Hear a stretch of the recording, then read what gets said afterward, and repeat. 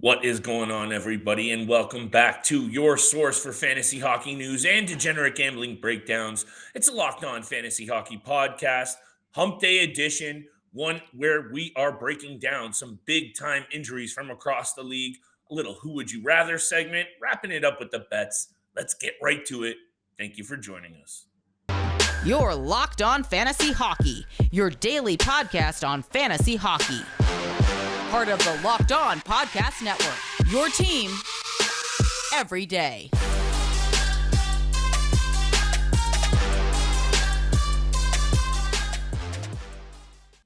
Can you hear it, people? You can almost taste it. The playoffs, the fantasy playoffs are upon us, and you know we are battening down the hatches and getting real serious about fantasy hockey. Thank you for tuning in to Wednesday's episode and for making us your first listen every single day. Today's episode is brought to you by our friends at FanDuel Sportsbook. Make every moment more. Don't miss a single chance to get your no-sweat first bet for up to $1,000 in bonus bets when you go to FanDuel.com/lockedon. Steele, you know I'm fired up about our partnership with FanDuel, but I'm also fired up for a Wednesday episode where we're going back to the basics a little, doing a little Who Would You Rather between two power forward studs that, again, I don't know if you can go wrong with owning either, but I'm intrigued for your take on that. Tease to the second segment of the show. There's a lot of injury news coming out of teams from across the league, and it's not minor. Svechnikov, Lehkonen, O'Reilly, positive news for the Leafs. We're going to get there as well. Big time bets, 4-game Wednesday board. I've been on a bit of a heater. I think you're going to like some of my picks, Steele. Why don't we start off with the injuries, though? And I know this player in Svechnikov, this is a guy who you've talked a lot about. He brings a lot of fantasy value. And once again, yesterday, Kaprizov, fantasy GM's going to need to jockey and juggle their roster. Hit me with your take on this and what you would do maybe if you're a Svechnikov owner. I don't know if you are, though. So let you take it away, my friend. Yeah, you know what? I am a Svechnikov owner, and I actually got offered a trade for Svechnikov and another player the other day, and I actually declined the trade. So, kind of didn't work out well for me not accepting that trade. But yeah, this is terrible news for the Carolina Hurricanes and fantasy owners out there who have Svechnikov on their team and they're trying to make a championship run this year in their fantasy league, but he's out. He's done for the rest of the regular season and for the playoffs. Season-ending surgery on the ACL. I believe it's his left knee. That happened in the loss to the Vegas Golden Knights over the weekend as well. So it's a tough injury. For me personally, I think this is catastrophic. This is detrimental to the Hurricane season and their admiration to try to push for a Stanley Cup this season. Personally, I think Svechnikov is the driving force of this Hurricanes offense. I think he's ahead of Aho. I think he's ahead of Nate Cash, and I think he's ahead of a couple of guys on the blue line as well. I think he's the driving force for this offensive for many, many reasons. He's tied second on points on the Hurricanes so far, first in shots, first in hits. He's a huge threat on the power play. He's a huge threat behind the net because we know he loves to pull off that Michigan. I think he's the biggest force for the Hurricanes, and without him, it's going to be tough because now looking at their daily face or at their lineup right now, and things obviously can change and lines can be moved or players can be moved to different lines, but having Jesse Puljujarvi on your first line, that is just an embarrassment going into the first round. You cannot It's getting dicey. You cannot have Jesse Puljujarvi as your first line left winger heading into the first round. And speaking of the playoffs, they could end up getting taken over for first in the Metropolitan Division. So if that happens, if they move to second in the Metro, maybe even third in the Metro, if possible, and they go up against the New York Rangers in the first round, they're out. They're done. They are not beating the New York Rangers in the first round. So they need to do everything possible in holding on to that first spot in the Metropolitan Division. But even then, if they hold on to it, they get past the first round, they're out in the second. They cannot win the Stanley Cup without Andrei Svechnikov this year. Steele, this is also just one of the things that we have talked about and people across the NHL know. This Carolina team, if there's one weakness you can poke a hole in, it's the offensive balance and the offensive punch. Max Pacioretty's injury hurts. Sebastian Aho, to me, could be so much better. And I know he's got a pretty good offensive season going, but to me, that's the guy who's also got to pick up the slack here to Yep. salvage what's going on. That gap in the Metro Division is now closed. The New Jersey Devils are tied with 94 points. And I think I'm with you though, like fantasy aside, this is huge for this Carolina team who has really done everything right this year and just not been lucky, I think, with some of these offensive pieces. But what a tough blow for fantasy GMs as well. Svechnikov, Kaprizov, man, these are just tough hurdles to overcome. And we're going to talk about Lehkonen in a second, another important piece. But I think for me, when I look at this Metro division, that is just now a game changer. All of a sudden, that thing's wide open. And I know the points are the points, and they're going to probably still stay 1, 2, 3 for the most part. I don't know if they can overcome this deal. I'm with you. They just don't have the offensive balance. Martin Yeah. Nikash having one good year. I don't want to put all the responsibility on that guy. But again, let's see what happens. Carolina is defensively stingy and a defense first team. Maybe they can get through, but he is done for the year and he is done for the Yeah. postseason.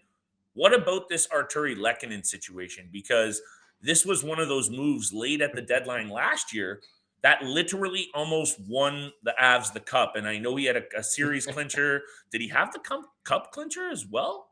I think he had a series clincher. Two, I maybe. don't know. Yeah, he might have had two in that Stanley Anyway, Cup run. So this is just another blow to this team. Again, yeah. Colorado been banged up all year long. Hit me with your take on this. Artturi Lehkonen, though, very quickly, 4 to 6 weeks with a busted finger, having a good year, 20 goals, 29 assists, career high in both, I believe, and points. Another piece that the Colorado Avalanche are going to have to get by without. Yeah, obviously it's tough news to be without Artturi Lehkonen for the remainder of the regular season, but they've been through this before the entirety of the season. Like every time you look at the Colorado Avalanche's lineup, they always have 5 guys on the IR. Currently, Gabriel Landeskog, Josh Manson, Eric Johnson, Darren Helm, Francouz, now Lehkonen. They always have 5 guys, it seems like, on the IR.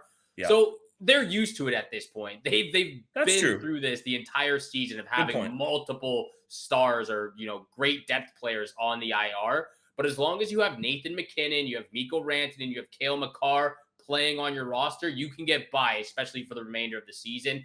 Obviously they're battling to be top 3 in the Central Division. They're going to be in the playoffs no matter what. So Lehkonen is out 4 to 6 weeks now. I think we can take a look at what you said yesterday or even the last couple of days is keep an eye on Evan Rodriguez. He's on the top line with Nathan McKinnon, Mikko Rantanen. I know Mikko Rantanen and Valeri Nichushkin, they kind of flip-flop back and forth from the first and second line on the right winger side.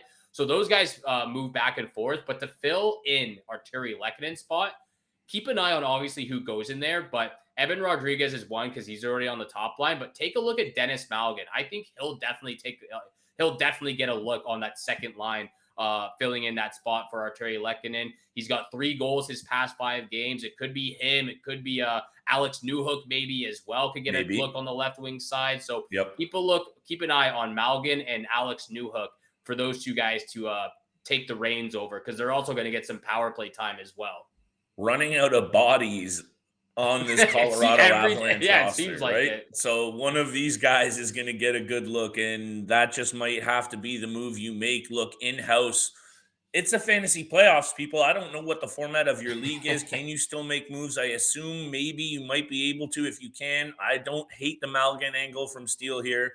We're going to talk very quickly after the break about O'Reilly and the impact with the Leafs. It sounds like he's going to be back ahead of the NHL playoffs. We're going to get to the who would you rather between Timo Meier and Zach Hyman, and we're going to get to a mini 4-game Wednesday betting board with our big-time bets. But, we got to talk about our friends from FanDuel because today's episode is brought to you by FanDuel Sportsbook. It's the midway point of the NBA season, and it's the perfect time to download FanDuel, America's #1 sportsbook.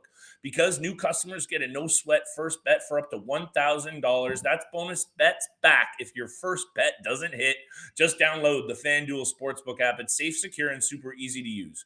Then they let you bet on everything from the money line to point scores and threes drain. Steele and I like going toe-to-toe with these same game parlays, and we like betting on things like threes hit, twos hit, rebounds, double-double, triple-doubles, and everything in between. Plus, FanDuel lets you combine your bets for a chance at a bigger payout with a same game parlay, so don't miss your chance at a no-sweat first bet for up to $1,000 in bonus bets when you go to FanDuel.com/lockedon. That's FanDuel.com/lockedon to learn more. Make every moment more with FanDuel, official sports betting partner of the NBA.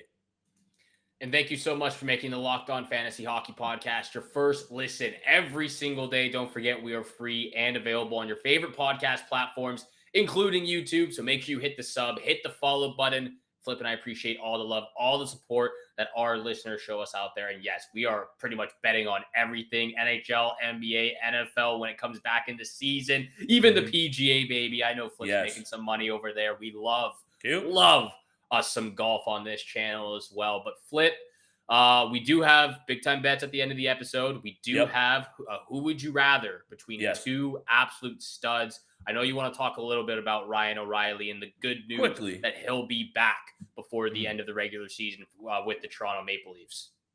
Yeah, and I think just very quickly, because we like talking about these long shot bets, not even a long shot at the Stanley Cup, a good odd at the Stanley Cup. And that's kind of what I'm looking at this from.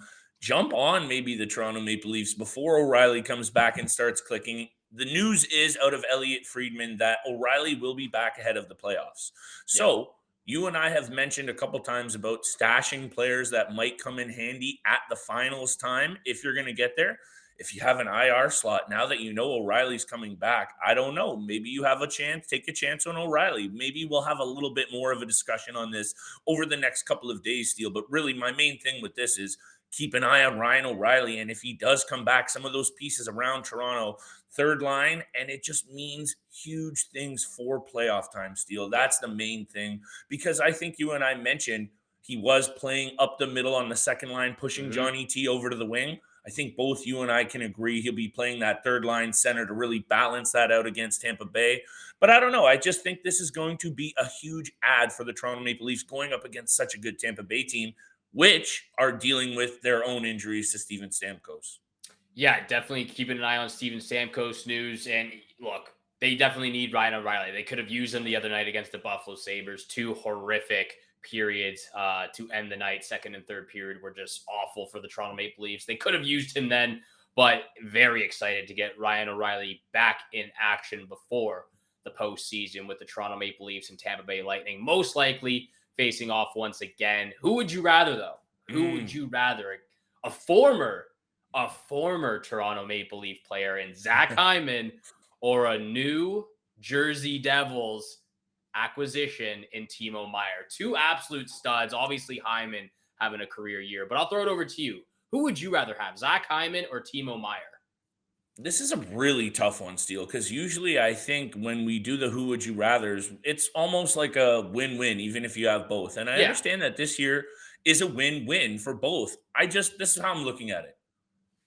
The success for Zach Hyman to me is tied to the ability to play in the top six with two of the best players in the NHL. Yeah. And that's why I'm going with him right now.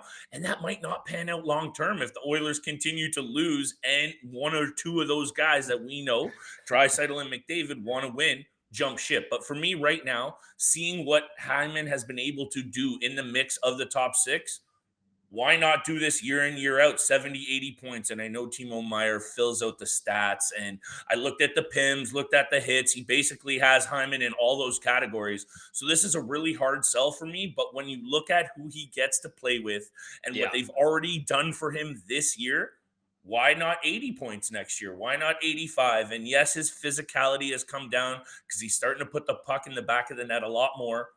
But I'm going with Zach Hyman connected to the two best players in the game offensively. But I think with what's going on in New Jersey, you have a good argument with Timo Meier as well. Yeah, and that's the thing. You know, every time we do these who would you rather, it's always a win-win situation. You can't go wrong with either guy. There's always going to be one guy ahead of the other, but nonetheless, two absolute studs. And I love Zach Hyman. I think he's even going to get to 80 points by the end of this season. There's still 16 games left. He's at 72. But Just Yeah. looking at them both, they're both top 35 in fantasy points this season. Again, you cannot deny Hyman is having a season of a lifetime. He's 30 years old. He's blown his previous career high, 54 points last year, out of the atmosphere. He's got 16 games left. He's at 72 points currently. I absolutely love this player. I have to give him his flowers. I love the way Thank he you. plays the game. He gives you everything he's got every time he steps on the ice. And That's with true. that being said, I got to give him his flowers first, but now I'm going to give them over to Timo Meier as well, because I'm taking Timo Meier. I think, again, like you said, if this is a keeper dynasty league, you're obviously going with Timo Meier because he's 26 years old and Zach Hyman is 30 years old. This is also the first time that we've seen Hyman pass 55 points in a season. So obviously playing with McDavid and Draisaitl and Nugent Hopkins, it has a lot to do with his success. But I'm going that same direction with Timo Meier. He's 26 years old. He's a consistent 55 to 65 points per season type of player. And we haven't even seen him in his prime yet. He is just getting into his prime. Good point. Newly acquired player for the New Jersey Devils, which is a very young team that wants to win right now.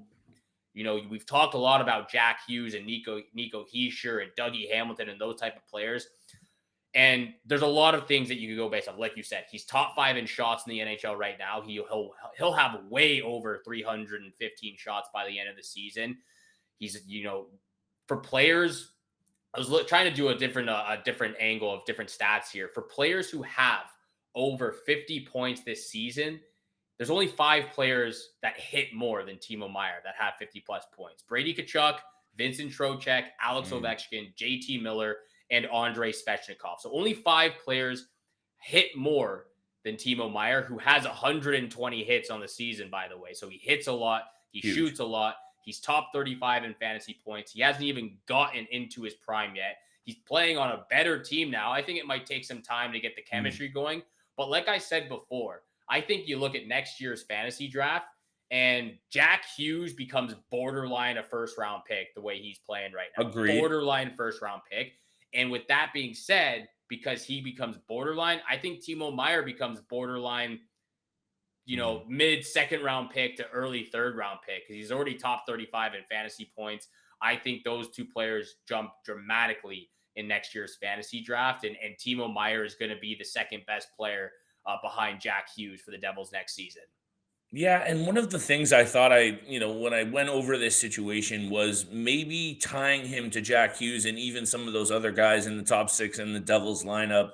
Nico Hischier, we've talked at length about how their health is a caveat to their fantasy value overall. Yeah. So maybe that also impacts Timo Meier a little bit overall. But that's just me trying to poke holes in what a guy he's a absolute power forward stud who fills out the categories. I guess I'm just a little bit intrigued with what Zach Hyman can do over the next couple of seasons in the mix with who I already mentioned. We don't need to go down that route. That's what I'm sticking to, Steele. And just very quickly, looking at their numbers, and I know Timo Meier has been in the NHL for only 456 games. Zach Hyman only has 30 more games played, and they almost have the same points. 311 for Hyman, 317 for Meier. So Hyman's been able to be productive as well on the offensive side. Yeah. So I think I'm up on an uphill battle here with this, but Zach Hyman brings a lot to the table as well. And let's just see what he can do with those disgustingly good players in Edmonton offensively. Next year, if McDavid continues to creep, let's see what Hyman can do as well. But I want to talk about these big-time bets, pal, because I've been on a bit of a heater. You are on a heater right now. I told you. You told me I was going to jinx you. I'm not. I don't jinx Appreciate you. You're the that. god. You're right. You're the You goat were right. right now. You're keeping it going right now. So I'm excited to see what your bets are for Wednesday night as well. But before we get there, this episode is also brought to you by our friends at Built Bar. If you're looking for a delicious, healthy treat, then you need to get Built Bars right now. If you're like me, where you want to eat healthier but don't want to compromise the taste, then man, oh man, do I have just the thing for you. You got to go and try Built Bars right now. With Built, healthy is actually tasty. Seriously, they're so delicious. You won't think they're good for you, but they're actually the perfect snack. I eat them either before or after the gym. That's when I like to eat them. And what makes Built Bar so good? This is why I have them almost every single day, because they're covered in 100% real chocolate. Who doesn't love chocolate? It's absolutely my favorite, and it should be yours too. They come in unbelievable flavors like churro, peanut butter brownie, and coconut almond, and so much more. And now you don't even have to wait around to get a box at Built.com. For years, we've been talking about ordering your Built Bars from Built.com, but now you can get them at your local Walmart or Sam's Club. That's right. Head to your nearest Walmart today, walk to the pharmacy section, and grab yourself a box of Built Bars.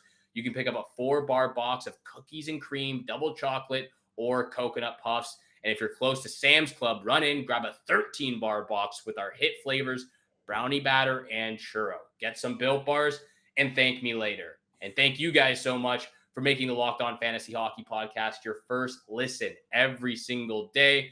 Don't forget, we are free and available on your favorite podcast platform, including YouTube. So hit the subscribe button, hit the follow button, flip. Let me catch my breath real quick because that was a lot real fast. You're killing it, though. But big time bets. 4 games on the schedule. I'm going to throw it over to the king right now. This is why I'm the rook. This is why I'm the youngin. You show me how it's done. Show everybody how it's done. Let's get out. I'm going to try, Steele. I'm going to try. And I don't want to, I don't want to throw off the good juju that we've had over the last couple of days, putting up some winners for all the listeners out there. So I hope you all have appreciated those takes.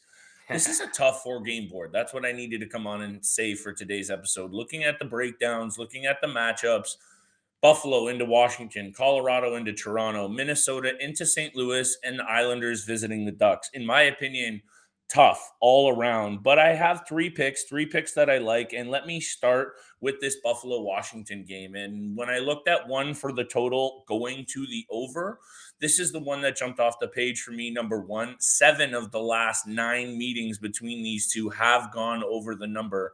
And I just think the Buffalo Sabres had a very big win against the Toronto Maple Leafs just the other night, Monday night. And I think that might open the floodgates a little bit for an offense that clicked all year up until basically the last 2-week stretch where they've struggled. Alex Tuch is back in the mix. That's huge. Craig Anderson seems to be playing with confidence, and you know what that can do for an offensive unit that's been struggling. That's what you sometimes need. And I think this just is a night that both teams get theirs. 4-3 is my final prediction. I'm going to lean Washington, actually, Steele. That's just my take, but it goes over the number for a good odd at -115. That's my first pick of the night. I was leaning towards the over in that game. It's not part of my 3 picks, but I like that pick a lot because I was going to go that route as well. Again, just an offensive team that's scoring a lot of goals the entire season. So the Sabres, and then you never know what happens with what you're going to get out of the Washington Capitals. Darcy Kemper could put out a shutout or he lets in 5 goals. Nonetheless, I like the over in that game. My first pick, I'm actually taking the Islanders on the puck line. I've been battling back and forth with the money line and puck line. I'm going to take them on the puck line. The last 3 meetings between the Islanders and the Ducks, the Islanders have won all 3, and 2 out of the 3 have gone over the number, and 2 out of the 3 have gone. The Islanders have won by more than 2 goals in that matchup. So Islanders either take them on the money line or the puck line. They've won the last 3 meetings. That's my first pick. Second pick, I'm going to take the Wild on the money line against the St. Louis. Of course you are. Now looking, of course, that's my team right there, baby. But look, this is more of a gut feeling than following the trend, because if you're following the trend, tough board, like I said. Yeah, you're going with the St. Louis Blues, because the Wild have a 3-5-2 record against the Blues in their last 10 games. Right. But these are also 2 different teams right now. The St. Louis Blues have kind of sold off the farm. They picked up guys off waivers, and the Wild are 7-0-3 in their last 10. They're playing great hockey. They're getting great goaltending out of Marc-Andre Fleury and Gustafsson. So 2 different teams right now that are one, even though the record heads up doesn't match. I'm taking the Wild on the money line for my second pick of the night. Yeah, I think you got to go with just the better team and the team that has played a lot better. This isn't rocket science on that one, Steele. So I'm with you. Again, though, looking at all the matchups, I could almost see a coin flip in every game, except for maybe the Islanders. I would lean as the heavier favorites in that one just because of the track record we've seen. But got to go with the Wild if you're going to bet on that game. I'm staying away from that one. And I am looking to this Islanders matchup, Steele, and I'm looking to a player prop. I said down the stretch, if the New York Islanders were going to get it done without Matt Barzal, Anders Lee was going to have to step up, and he stepped up. 4 goals in his last 5 games, and he just seems to be streaky. He goes quiet, then he goes hot. We've said this as well. So let's just say he gets hot against this Anaheim team, who the Islanders scored 7 goals against earlier this season. Can you get Anders Lee? Anytime goal, you're going to get a good odd for it as well. But I'm feeling Anders Lee anytime goal. And very quickly, Steele, my lock of the night, Colorado at Toronto. This is going to be a good game. And I don't know about you, but to me, this feels like playoff implications. It feels like 2 teams that are aiming to go on runs in this Stanley Cup playoffs. And I just want to take the under. It just feels like the under. It feels like the move between, Samsonov might be in net and he's got something to prove. He hasn't played as good as they expected. The total has gone over the number, though, Steele, in 8 of the last 9 between these 2 teams. Take that with a grain of salt. I expect this to be tight checking. I expect Samsonov to step up and play better. And I think maybe even with that Lehkonen injury weighing over this team a little bit, Steele, considering how good he's been, I can see this being a 3-2 final. I'm going under 6.5. Again, for a good odd, 107. My lock of the night, Steele. This is a tough board, though. I keep saying that because it's true. Yeah, and you know what? That's a tough pick. Obviously, with the trend you just said, 8 out of the last 9 going over the number. I'm looking at the last 2 matchups. It's a gut pick again. Hey, that's a gut. Hey, sometimes you got to go with your gut feeling. But the Avalanche just won 8-4 against the Montreal Canadiens. The Leafs let a game slide. They lost 4-3. Those 2 games go over the number. So I'm staying away from that one. But my lock of the night also comes from this game. My lock of the night, Mikko Rantanen, anytime assist. For the lock of the night. I like it. 4 assists his last 3 games. Look, I didn't know which one I want, either anytime goal or anytime assist. I might even go over 1.5 points, but Mikko Rantanen, 4 assists the last 3 games. He also has 2 goals in the last 3 games as well. So he's getting points right now, but I'm going to go with the anytime assist. That's my lock of the night because he's just firing on all cylinders this year. Love it. And why not? This could be one of those situations, too, where these 2 teams' top guns go toe-to-toe just because that's what seemingly happens when the Toronto Maple Leafs play good teams. They seem to shrink away against the bad teams and play really well against those good ones. So maybe that's one of those situations that brings out the best in both teams' top 6. But it's going to be probably the game to watch Wednesday night. Yeah, as long as the Toronto Maple Leafs win, I am happy. Toronto Maple Leafs and the Minnesota Wild, those 2 teams, they got to win. Thank you so much for making the Locked On Fantasy Hockey Podcast your first listen every single day. For your second listen, though, check out Game to Game, every moment, every performance, every result. Locked On Game to Game covers every game from across the NHL with local analysis that only Locked On hosts can deliver. Thank you so much again for tuning in for today's episode with Flip and I. Have a great day. Good luck with all your bets out there, and we shall see you back here again tomorrow. Peace.